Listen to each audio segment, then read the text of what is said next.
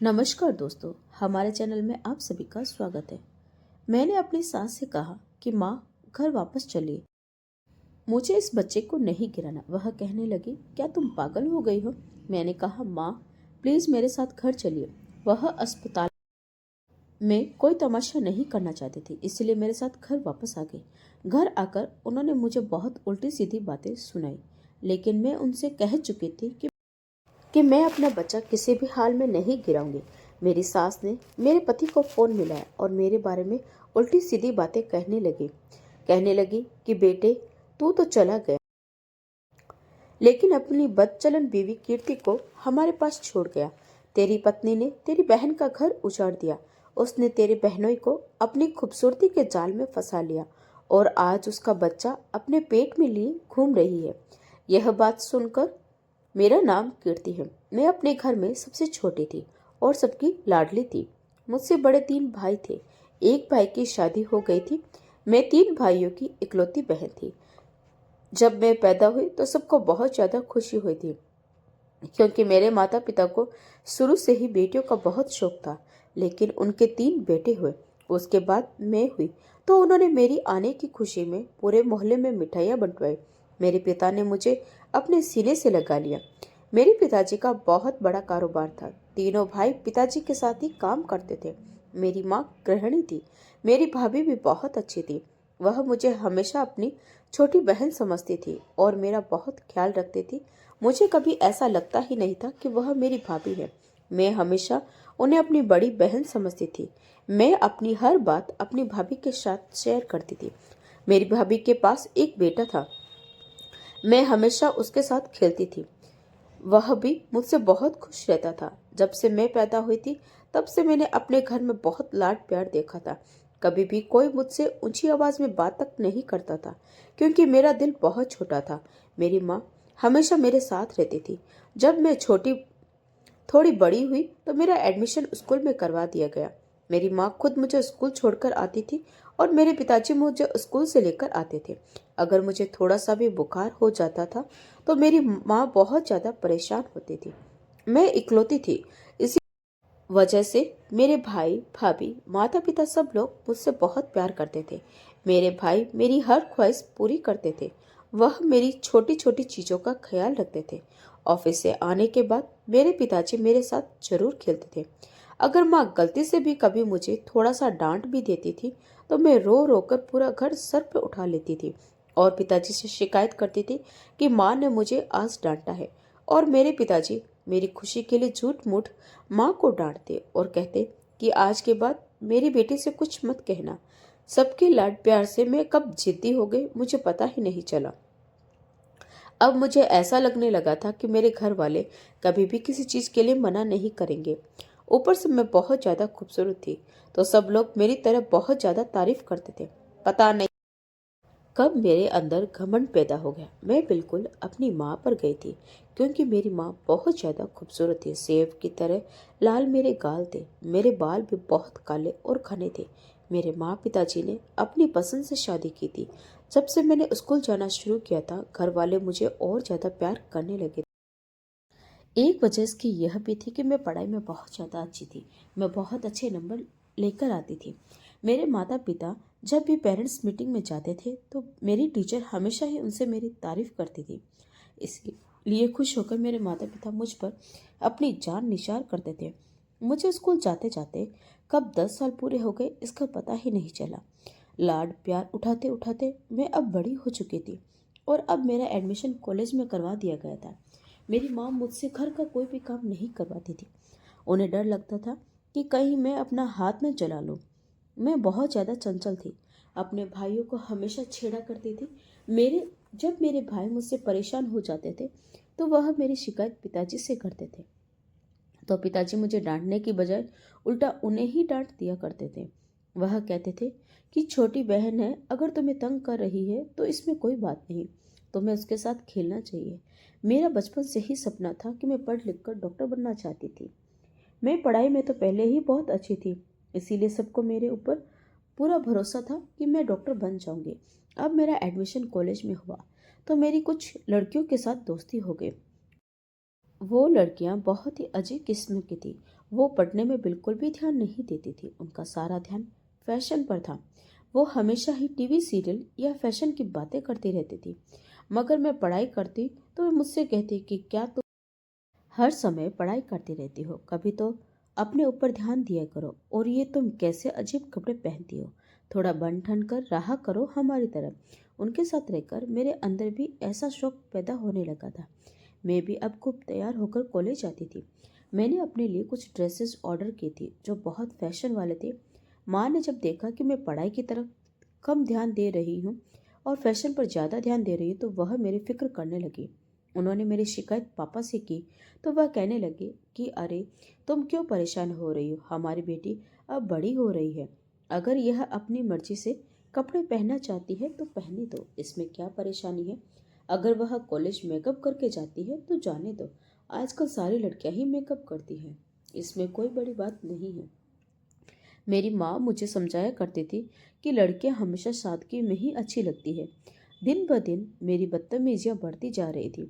मेरी हरकतें देखकर मेरी माँ बहुत ज़्यादा परेशान होती थी कि वह मुझे प्यार से समझाती थी, लेकिन अब मुझे उनका समझाना अच्छा नहीं लगता था।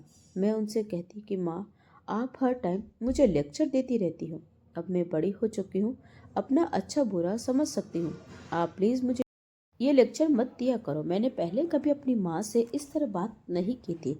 माँ मुझे नज़र भरकर देखती रही, फिर कहने लगी कि तुमने कैसे दोस्त बना रखे हैं, उनकी वजह से तुमने पढ़ाई में दिलचस्पी बिल्कुल खत्म कर दी है। तुम्हारा सपना तो डॉक्टर बनने का था, तुम इस तरह कैसे डॉक्टर बन सकोगी। कॉलेज में जाने के बाद मैं बहुत ज़्यादा होशियार हो गई थी।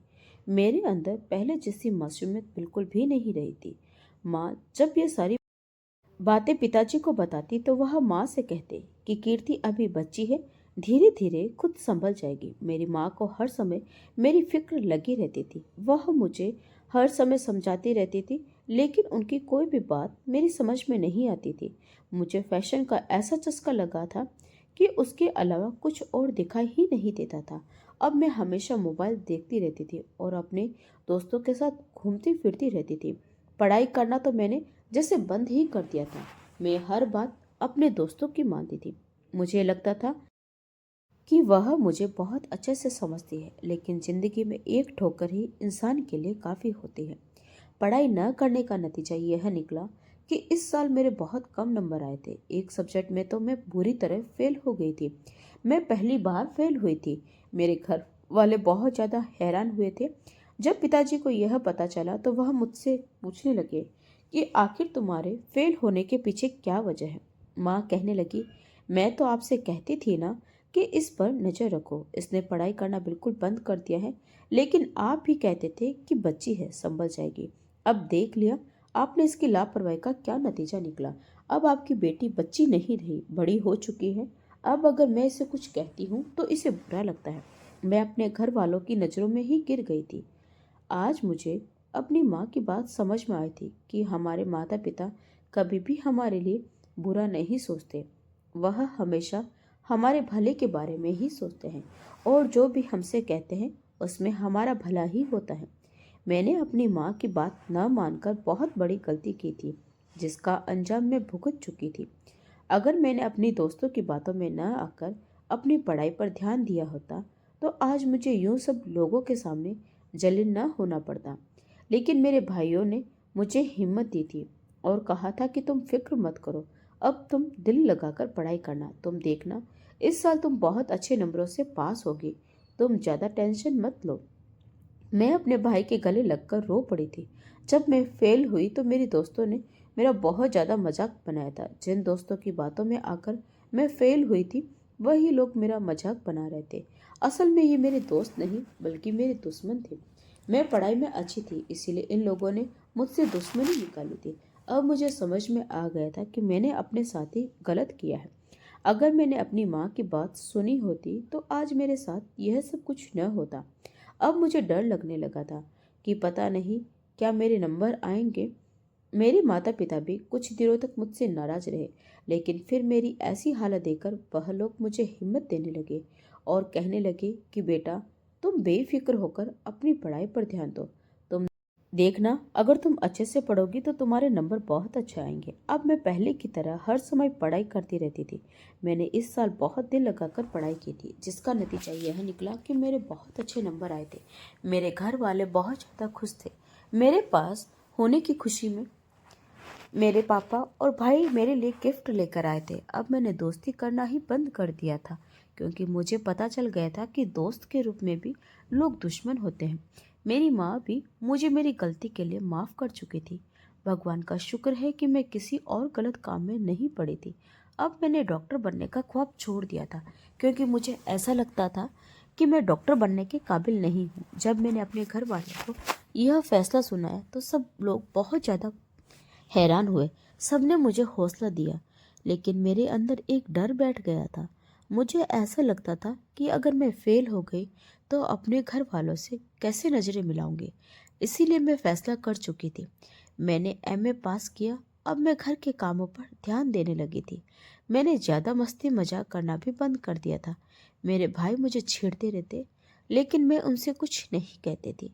अब मैं खामोश रहने लगी थी। मेरी माँ मुझसे कहती कि बेटा तुम आगे पढ़ लो, लेकिन मैंने उनसे मना कर दिया था। अब मेरे छोटे भाई की शादी होने वाली थी। मैं शादी की तैयारी में मग्न थी। मुझे अपने भाई की शादी का बहुत शौक था। मैं शादी की हर रस्म में हिस्सा लेती थी।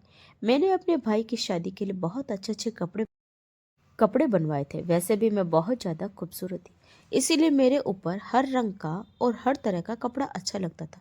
देखते देखते भाई की शादी का दिन आ गया।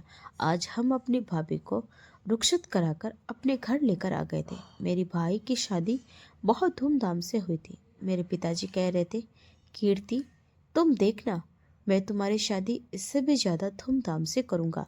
हमारा पूरा मोहल्ला देखेगा। तुम मेरी इकलौती और लाडली बेटी हो।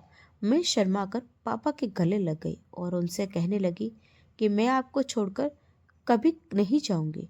वह मुझसे कहने लगे कि बेटा, सब लड़कियां यही कहती है, लेकिन एक ना एक दिन सबको अपने पति के घर जाना होता है। लड़कियां तो पराये धन होती है। मैं तुम्हारे लिए बहुत अच्छा लड़का देखूंगा, जो तुम्हें मुझसे भी ज़्यादा प्यार करेगा और अपनी पलकों पर बिठा कर रखेगा। मैं घर में बेफिक्र रहती थी, इसीलिए मैंने अपने मोहल्ले के बच्चों को ट्यूशन पढ़ाना शुरू कर दिया था। इसी तरह से समय गुजर रहा था। अब मेरे लिए भी रिश्ते आने शुरू हो गए थे।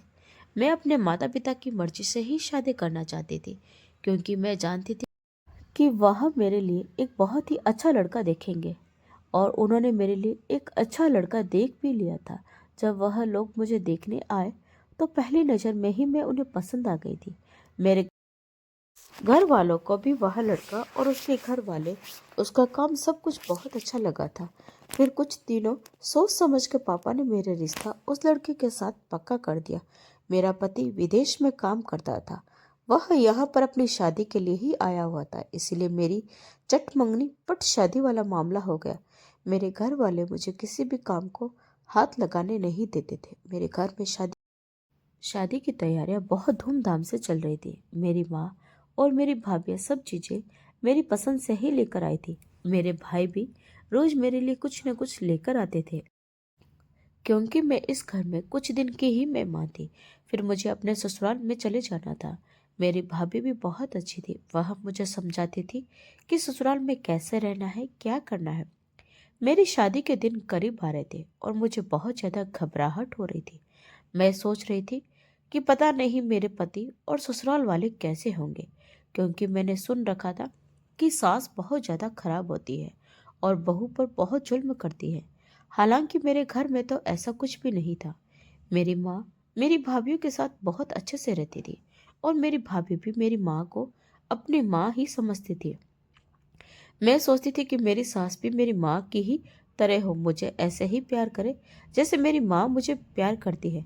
अगर मुझसे कोई गलती हो भी जाए तो वह मुझे प्यार से समझा दे। यही सब कुछ सोचते सोचते मेरी शादी का दिन आ गया था। मैं अपने माता पिता को छोड़कर जाने वाली थी। यही सोच सोचकर मुझे बहुत डर लग रहा था। मेरी भाभीियों ने मुझे समझाया दिया था कि पति की खुशी का ख्याल रखना और अपने ससुराल वालों की खिदमत करना। कभी भी अपनी सास को पलटकर जवाब मत देना। अगर वह कभी तुम्हें डांट दे तो उनकी बात सुन लेना।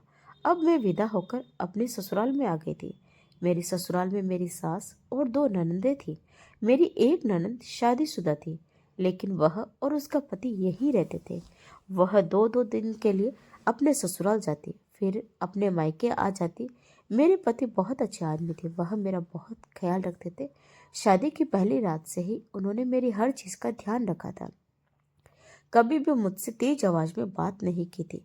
मैं भी उनके साथ बहुत ज्यादा खुश थी। मेरे पति मुझे मेरे घर वालों से मिलाने के लिए भी लेकर गए थे। जब मैं अपने घर गई तो मेरे चेहरे पर अलग ही निखार था। तो मेरी भाभी मुझे छेड़ने लगी, कहने लगी कि कीर्ति, तुम तो बहुत ज्यादा खुश लग रही हो, तुम्हारे चेहरे से ही तुम्हारी खुशी जाहिर हो रही है। लगता है जीजा जी ने तुम्हारा दिल जीत लिया है। मैं शर्माने लगी और कहने लगी, भाभी आप मुझे क्यों छेड़ रही है। माँ भी मुझे देखकर बहुत ज़्यादा खुश हुई और उनके चेहरे पर एक सुकून आ गया। मैंने अपने मम्मी पापा से कहा कि आप लोग मेरी फिक्र मत करना, मैं बहुत ज़्यादा खुश हूँ। मेरे पति बहुत अच्छे हैं और मुझे बहुत प्यार करते हैं। मैं अपने पिताजी से कहने लगी कि आपने मेरे लिए बहुत ही अच्छा लड़का देखा है। अब रात को खाना खाकर हम अपने घर वापस आ गए। मेरी सास और ननदें भी बहुत अच्छी थी। वह मेरे साथ बहुत अच्छे से रहती थी, मुझसे घर का ज़्यादा काम भी नहीं करवाती थी। अगले दिन मेरे पति मुझे बाहर खाना खिलाने के लिए लेकर गए। देखते देखते कब मेरी शादी को 1 महीना हो गया, पता ही नहीं चला। अब मेरे पति की छुट्टियां भी खत्म हो गई थी, इसीलिए उन्हें वापस विदेश अपनी नौकरी के लिए जाना था। यह सुनकर मेरा दिल उदास हो गया। मैं उन्हें रोकना चाहती थी, उनके साथ कुछ और समय बिताना चाहती थी। अब मुझे उनकी आदत हो गई थी। मुझे समझ नहीं आ रहा था कि उनके जाने के बाद मैं अकेले यहाँ कैसे रहूँगी, क्या करूँगी। मैं बहुत ज़्यादा उदास हो गई थी। शादी का बंधन ही इतना अटूट होता है कि हम किसी से प्यार करने लगते हैं और पता भी नहीं चलता। मैं भी अपने पति से प्यार करने लगी थी। आज वह दिन भी आ गया था जब मेरे पति को जाना था। मैं उनके गले लगकर रोने लगी तो वह मुझसे कहने लगी, पगली रोती क्यों हो, मैं तुमसे रोज फोन पर बात किया करूंगा, मैं जल्द ही लौट कर आऊंगा।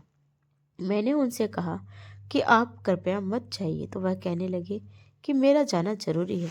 अगली बार जब मैं आऊंगा तो तुम्हें अपने साथ लेकर जाऊंगा। उन्होंने मुझसे वादा किया था। वह मुझसे कहने लगे कि तुम हमेशा मुस्कुराती रहना, तुम मुस्कुराती हुई बहुत अच्छी लगती हो। उनकी बात सुनकर मैं मुस्कुराने लगी थी और फिर वह चले गए थे। वहां जाते ही उन्होंने मुझे फोन किया था और अपनी खैरियत बताई थी। अभी मेरे पति को गए हुए कुछ ही दिन हुए थे। मैं अपने कमरे में लेटी हुई आराम कर रही थी। तभी मेरी ननद मेरे कमरे में आई और कहने लगी, भाभी आपको माँ बुला रही है। मैं अपनी सास के पास गई और उनसे पूछा कि माँ आप क्या कह रही हैं। तो वो मुझसे कहने लगी कि बहू कब तक आराम करोगी, अब थोड़ा ध्यान घर के कामों पर भी दो। तुम इस घर की बहू हो, तुम्हें इस घर का काम करना चाहिए। मैंने कहा ठीक है माँ जी, बताइए मुझे क्या करना है। तो वह कहने लगी, आज से सब लोगों का खाना तुम बनाओगी, घर की सफाई भी तुम करोगी, सुबह 6 बजे उठकर सब लोगों के लिए नाश्ता बनाओगी। मैं अपनी सास का चेहरा देख रही थी।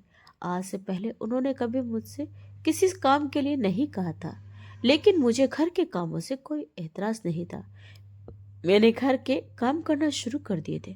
सारा दिन मैं घर के काम में लगी रहती थी। मेरी सास मुझे 2 मिनट के लिए भी चैन से बैठने नहीं देती थी।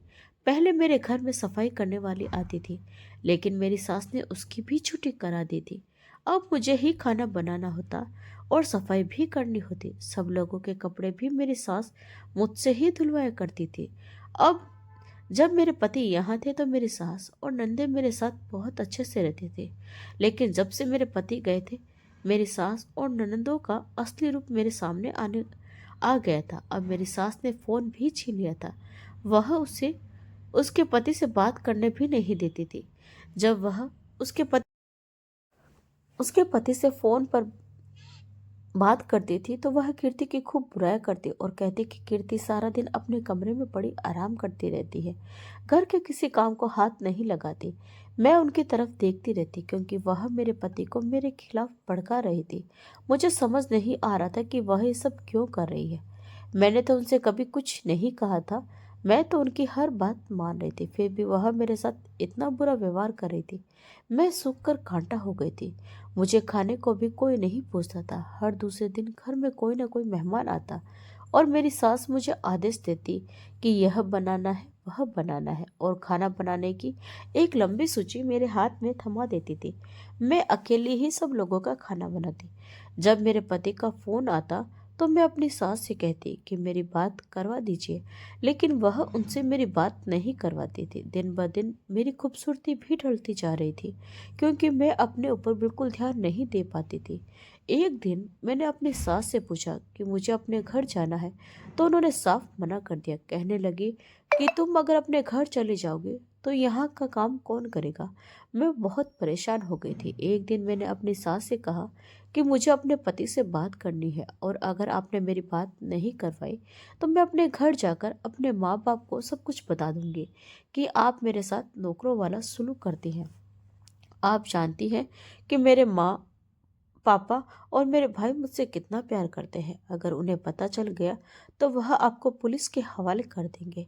मेरी सास मेरी बातों से डर गई और कहने लगी कि ठीक है, मैं तुम्हारी कल बात करवा दूंगी। यह सब कुछ मेरी ननद भी सुन रही थी। मैं बहुत खुश थी कि चलो, कल मैं अपने पति से बात करूंगी। मैं अपने पति से कहूंगी कि वह मुझे अपने साथ ले जाए। वह जरूर मेरी बात को समझेंगे। खुशी खुशी मैं अपने कमरे में जाकर सो गई। सुबह जब मेरी आंख खुली तो कमरे का मंजर ही कुछ और था। मेरे पास मेरे बिस्तर में मेरे नंदोई लेटे हुए थे। मैं घबरा कर उठी। मैंने अपने नंदोई से कहा कि आप यहाँ क्या कर रहे हैं। मेरे नंदोई कहने लगे कि रात तुमने ही मुझे यहाँ बुलाया था। मैंने कहा, क्या आप पागल हो गए? मैं आपको यहाँ अपने पास क्यों बुलाऊंगी। तभी मेरी सास और ननद मेरे कमरे का दरवाजा खोलकर अंदर आ गई। वह मुझे और मेरे नंदोई को देखकर गलत गलत बातें सुनाने लगी और मुझसे कहने लगी कि तुझे शर्म नहीं आई अपने नंदोई के साथ अपना मुंह काला करते हुए। बेशर्म औरत, आज मैं तेरे पति को तेरे बारे में सब कुछ बता दूंगी, फिर देखती हूँ तो इस घर में कैसे रहती है। मैंने कहा, माँ जी, मैंने कुछ नहीं कहा किया, मुझे नहीं पता नंदोई जी यहाँ कैसे आए। तब मेरी ननद कहने लगी, हाँ, तुम तो शराफत की मूरत हो ना, सारा दिन सज संवर कर इधर उधर घूमती रहती हो। मेरे पति को अपनी खूबसूरती के जाल में फंसा लिया होगा और अब सीधी बन रही हो। मैं सबके सामने अपनी सफाई दे रही थी, लेकिन कोई मेरी बात सुनने को तैयार नहीं था। मेरी सास ने उसी समय मेरे पति को फोन लगाया। मैं उनके हाथ जोड़ने लगी, उनके पैरों में गिर गई कि माँ जी, आप मेरे पति को इस बारे में कुछ भी मत बताना, वरना वह मुझे छोड़ देंगे। मैं कहाँ जाऊंगी? मैंने कुछ नहीं किया, मैं बेकसूर हूँ। शायद मेरी सास को मेरे ऊपर तरस आ गया और वह कहने लगी कि ठीक है, मैं तेरे पति को कुछ नहीं बताऊंगी। आज से तू वही करेगी जो मैं कहूंगी। मैं बहुत रो रही थी। मुझे समझ में नहीं आ रहा था कि आखिर यह सब मेरे साथ क्यों हो रहा है। अब मैं अपनी सास से यह भी नहीं कह सकती कि मेरे पति से मेरी बात करवा दे। वह सारा दिन नौकरानियों की तरह मुझसे काम करवाती रहती थी और मैं चुप रहकर उनकी सारी बातें मानती रहती थी। एक दिन मैं किचन में काम कर रही थी कि तभी चक्कर आकर मैं नीचे गिर गई। जब डॉक्टर ने मेरा चेकअप किया तो मुझे बताया कि मैं प्रेग्नेंट हूँ। मुझे समझ नहीं आ रहा था कि मैं यह सुनकर खुश हूँ या उदास। उस रात जो हुआ था, मुझे ऐसा लग रहा था कि यह बच्चा मेरे नंदोई का है। मेरी सास यह खबर सुनकर बहुत ज्यादा खुश नहीं हुई। वह मुझसे कहने लगी कि यह बच्चा गिरा दो। मैंने भी यही सोचा कि मेरी सास ठीक कह रही है। जब मैं अस्पताल गई तो मेरे अंदर माँ की ममता मोहब्बत जाग गई थी। जो कुछ मेरे साथ हुआ था उसमें इस बच्चे का क्या कसूर था? यह तो मासूम था। मैं इस बच्चे को नहीं मार सकती थी। मैंने अपनी सास से कहा कि माँ, घर वापस चलिए, मुझे इस बच्चे को नहीं गिराना। वह कहने लगी कि क्या तुम पागल हो गई हो? मैंने कहा, माँ, प्लीज मेरे साथ घर चलिए। वह अस्पताल में कोई तमाशा नहीं करना चाहती थी, इसलिए मेरे साथ घर वापस आ गई। घर आकर उन्होंने मुझे बहुत उल्टी सीधी बातें सुनाई, लेकिन मैं उनसे कह चुकी थी कि मैं अपना बच्चा किसी भी हाल में नहीं गिराऊंगी। मेरी सास ने मेरे पति को फोन मिलाया और मेरे बारे में उल्टी सीधी बातें करने लगी। कहने लगी कि बेटे, तू तो चला गया, लेकिन अपनी बदचलन बीवी कीर्ति को हमारे पास छोड़ गया। तेरी पत्नी ने तेरी बहन का घर उजाड़ दिया। उसने तेरे बहनोई को अपनी खूबसूरती के जाल में फंसा लिया और आज उसका बच्चा अपने पेट में लिए घूम रही है। यह बात सुनकर अगले ही दिन मेरे पति वापस आ गए। वह अपनी माँ की बातों में आ गए थे। उन्होंने मेरी एक भी बात नहीं सुनी और मुझे घर से निकाल दिया। मैं अपने घर भी नहीं जा सकती थी, क्योंकि मुझे ऐसा लगता था कि अगर किसी को यह बात पता चलेगी तो सब लोग मुझे ही दोषी समझेंगे। कोई भी मेरी बात का यकीन नहीं करेगा। मेरी सारी रात बाहर सड़क पर गुजारी थी। मुझे बहुत डर लग रहा था। अब मैं एक अनाथ आश्रम में चली गई थी। मैं वहीं रह रही थी और वहाँ के बच्चों को पढ़ा रही थी। देखते देखते 9 महीने पूरे हो गए और मैंने एक प्यारी सी बेटी को जन्म दिया। मेरे पति अब ज्यादातर बाहर ही रहते थे। वह मुझसे बहुत मोहब्बत करते थे, इसीलिए उन्होंने मेरे जाने का बहुत गम था। एक दिन मेरी सास और मेरी नंदे और नंदोई कमरे में बैठकर बातें कर रहे थे। मेरी ननद कह रही थी कि माँ, आपने कितनी चालाकी से कीर्ति भाभी को भाई की जिंदगी से निकाल फेंका। आपने खुद ही मेरे पति को भाभी के कमरे में उनके पास लेटा दिया था। हालांकि उनके बीच ऐसा वैसा कुछ भी नहीं हुआ था। भाभी बेचारी तो यही समझ रही थी कि उन्हीं की गलती है। तब मेरी सास कहने लगी, जब से वह लड़की मेरी बेटी से शादी करके इस घर में आई थी, मेरे बेटे को अपना दीवाना बना दिया था। उसे तो सिर्फ अपनी पत्नी ही दिखाई दे रही थी। मैं इतनी आसानी से उस लड़की कीर्ति को अपने इकलौते बेटे को छीनने नहीं दे सकती थी। सिर्फ पत्नी के आ जाने से ही उसने हम लोगों पर ध्यान देना कम कर दिया था। कल को उसकी औलाद हो जाती तो वह तो हम लोगों को भूल ही जाता। फिर हमारा क्या होता। इसीलिए ही मैंने बहुत चालाकी के साथ कीर्ति के ऊपर झूठा इल्जाम लगाकर उसे अपने बेटे की जिंदगी से निकाल दिया। अब तो वह कीर्ति का नाम भी सुनना नहीं चाहता। अब मैं किसी बदसूरत लड़की से अपने बेटे की शादी करवा दूंगी। इससे वह हमेशा अपनी माँ बहनों के पास ही रहेगा। कभी भी अपनी पत्नी के करीब जाने की कोशिश नहीं करेगा, ना ही उसकी खूबसूरती का दीवाना होगा। मेरे पति ने अपने माँ बहनों की बातें सुन ली थी। वह फौरन उनके पास गए और कहने लगे, माँ, मैंने कब आपका ध्यान नहीं रखा। मैं तो हमेशा आपकी हर बात मानता था। मैं मानता हूँ कि मैं कीर्ति से बहुत मोहब्बत करता था, लेकिन मेरी पत्नी की मोहब्बत अलग थी और आपकी मोहब्बत अलग है। मैंने हमेशा आपको भगवान की तरह पूजा है। मुझे आप लोगों से उम्मीद नहीं थी कि आपने अपने ही बेटी की जिंदगी उजाड़ दी। आप अपने इकलौते बेटे के साथ ऐसा कैसे कर सकते हैं? आप मेरी खुशियां मुझसे कैसे छीन सकते हैं? आप माँ नहीं बल्कि मेरी दुश्मन है। मेरी पत्नी बेकसूर थी, वह मुझसे कहती रही, लेकिन मैंने आपकी बात पर भरोसा किया और उसे इस हालत में घर से निकाल दिया जबकि मेरा बच्चा उसके पेट में था। पता नहीं आज वह किस हाल में होगी, लेकिन मैं उसे ढूंढकर उससे माफी जरूर मांगूंगा। मेरे पति ने मुझे हर जगह तलाश किया। आखिरकार उनकी मेहनत के बाद मैं उन्हें मिल ही गई थी। उन्होंने हाथ जोड़कर माफी मांगी और बताया कि कैसे उनकी माँ और बहनों ने मिलकर मुझे फंसाया ताकि हम दोनों अलग हो सके। मेरे पति ने कहा कि मैं उनके साथ उनके घर वापस चलूं, लेकिन मैंने मना कर दिया कि मैं उस घर में कभी वापस नहीं जाऊंगी। वह कहने लगे कि फिक्र मत करो, उस घर में मैं तुम्हें लेकर भी नहीं जाना चाहता। हम लोग विदेश चलेंगे और वहीं रहेंगे। मैंने भी अपने पति को माफ कर दिया क्योंकि इसमें उनकी कोई गलती नहीं थी। उनकी माँ ने उनसे सब कुछ झूठ कहा था। उन्हें अपनी माँ पर भरोसा था, इसीलिए उन्होंने उनकी बात मानी थी। लेकिन आज उनकी आंखों पर से पर्दा हट चुका था। वह सच्चाई जान गए थे। मैं अपने माता पिता से मिली और हम लोग विदेश चले गए। अब हम लोग अपनी जिंदगी जी रहे हैं। मेरे पति ने अपने घर वालों से सारे रिश्ते खत्म कर दिए। वह अपनी माँ और बहनों की शक्ल भी नहीं देखना चाहते। उनकी माँ रोज कॉल करती और माफी मांगती, लेकिन वह बात नहीं करते। मैंने अपने पति से कहा कि आप अपनी माँ को माफ कर दीजिए, लेकिन उन्होंने मेरी बात नहीं सुनी। वह कहने लगे कि अब मैं तुम्हें और अपनी बेटी को खोना नहीं चाहता, इसीलिए मैं उन लोगों से दूर रहना ही पसंद करता हूँ। तो दोस्तों, आपको क्या लगता है, क्या कीर्ति के पति ने अपने परिवार वालों के साथ सही किया या गलत? क्या उसे उन्हें माफ कर देना चाहिए था? अपनी राय कमेंट बॉक्स में जरूर दें। तथा कहानी अच्छी लगी हो तो प्लीज़ वीडियो को लाइक, शेयर और सब्सक्राइब जरूर करें। तो मिलते हैं एक और नई कहानी के साथ। तब तक के लिए आपका